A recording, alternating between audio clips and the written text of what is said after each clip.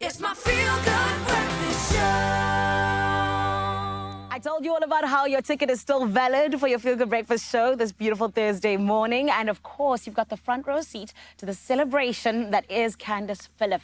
I'm talking about the queen that took home the title of Chef of the Year and Fine Dining Restaurant of the Year at the 2025 Luxe Restaurant Awards.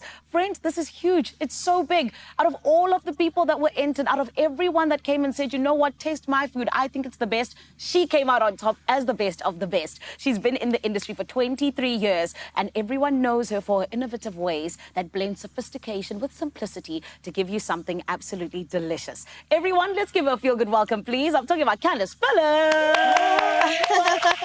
Candice, congratulations. Thank you so much. This is so big. I'm so happy for you. Thank you. I want us to take it from the beginning because I feel like chefs always have just that one moment that solidifies the fact that, yeah, cooking is my passion. What was it for you? Gosh, it's been quite a journey. So, yeah, I mean, I started with an apprenticeship and then worked in very sort of prestigious hotels. Yeah. I've done the Culinary Olympics, which probably sort of sets off a large portion of what I do. Yeah. And then competitions all around the world and now fine dining. So, yeah. That's incredible. So you've been to different places in the world to go and compete for your food? Yes. That's amazing. But talk to me just a little bit about, who are some of the people that really inspired you when it comes to chefs and just culinary figures? So obviously I've worked with, sort of giant chefs like David Hicks, Luxe Roberts. Oh, wow. Rudy Liebenberg used to be in the Mount Nelson. And then, you draw inspiration from all different people, from all different things you see. So, yeah, really good. Oh, man, it sounds like you've got like a whole list of all of these really great people that you've worked with. But now people are going to be the ones that are saying, I worked with Candice Phillip, the chef of the year. So talk to me as well just about what this win actually means for you. How is it going to change your career possibly? It's a personal win and it's a win on the stage. So it's nice to be seen. It's nice to be recognized for what we're doing. So I just appreciate it. It's an honor. It really is something special. And this is why I know as well that for you, having 23 years of experience in this incredible industry, you obviously have to have some sort of philosophy, something that keeps you going, something that you believe when it comes to food and creating these special dishes. What would you say it is for you, my lovely? So mostly, as you said earlier, very sort of simplified in what I do. Don't have too many things on the plate. It's very sort of, it's very together. To the point. And very unique. Like, I love to work with unique flavors that people haven't necessarily tasted or experienced before. So that's a signature. I have to ask you, what did you make for the competition? That made the judges be like, yes, this is the chef of the year. So this one was a weird one. It was a pea and wasabi mousse with a parsnip fudge and a lemon cream. So, yeah, very unusual, but very, very, very good, yeah. Like, all of those things sound like they don't go together at all, but clearly they do because you won the title. Yeah. Would you say that's your signature dish?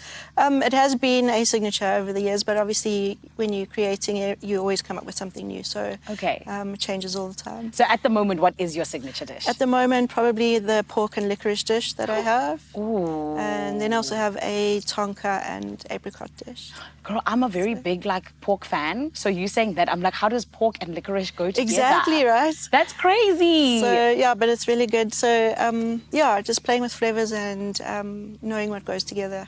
That's incredible. Well, girl, clearly you know what goes together because like I said, you were the winner and you have this title for the next year. And honestly, I feel like, there's obviously young people who are looking up to you saying one day, I want to be the chef of the year. I want to have the Luxe Restaurant of the year. What would you say to them, the people who are aspiring and really just want to one day be where you are? Just keep pushing. Don't let things hold you back. Just keep pushing forward. It's not an easy industry, but it's worth it in the end. Oh, wow. And even with you saying actually that it's not easy, I've been thinking about it and I'm just like, I wonder what's been the most challenging thing for you over the last 2 decades and a bit. What would you say it's been in terms of your journey? There's a lot of different things that come at you from angles that you don't even expect. So yeah, you just have to be ready. You have to be on your toes all the time. Yeah. There's always something around the corner.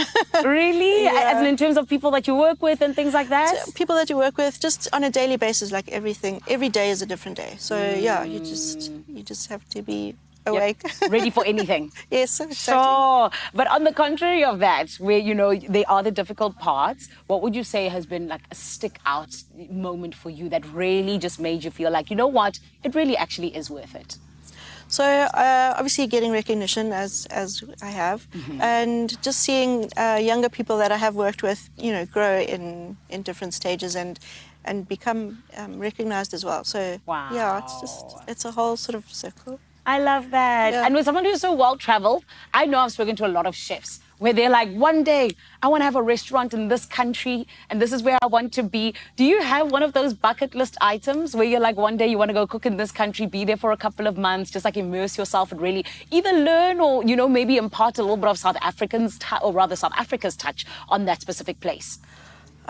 So bucket list place, I would really like to go to Croatia actually, see what they're doing there, and obviously Ireland, Scotland side of the world as well. So yeah. Yeah. Why obviously the island, Scotland side of life? Like, I don't know them for food. I just love sort of countryside, so it just looks beautiful, gorgeous. I would love to just go and see it. I love that. And is there always something to learn from the countryside places that, you know, seem unassuming? Yeah, of course, like foraging, all sorts of things that are available on that side. So yeah, it would be really cool. I love that. You know what, Candice? I have to come and visit you very soon because I need to taste what that pork and licorice actually, Yes. you know, what it's going to do to my tongue. I need to know. But congratulations again. Thank I'm you so proud much. of you. Thank you so much. Thank you. And well done. I can't wait to see all of the beautiful things that you do. Thank you so much. Of Thank you for having me. Of course. It is Candice Phillip who is the Chef of the Year, along with having the Fine Dining Restaurant of the Year at the 2025 Luxe Restaurant Awards. And honestly and truly, she can be so proud because she beat out so many people to get to that title. And now it's all hers for the next year. And honestly, I feel like I need to go and taste that pork and licorice. But something else I'm dying to taste is definitely the omelets that are being made in Cape Town. Guys, let's do this. I heard it's a challenge. Is it going to be a challenge? Is it going to be a walkover? That's the question. How are you guys feeling?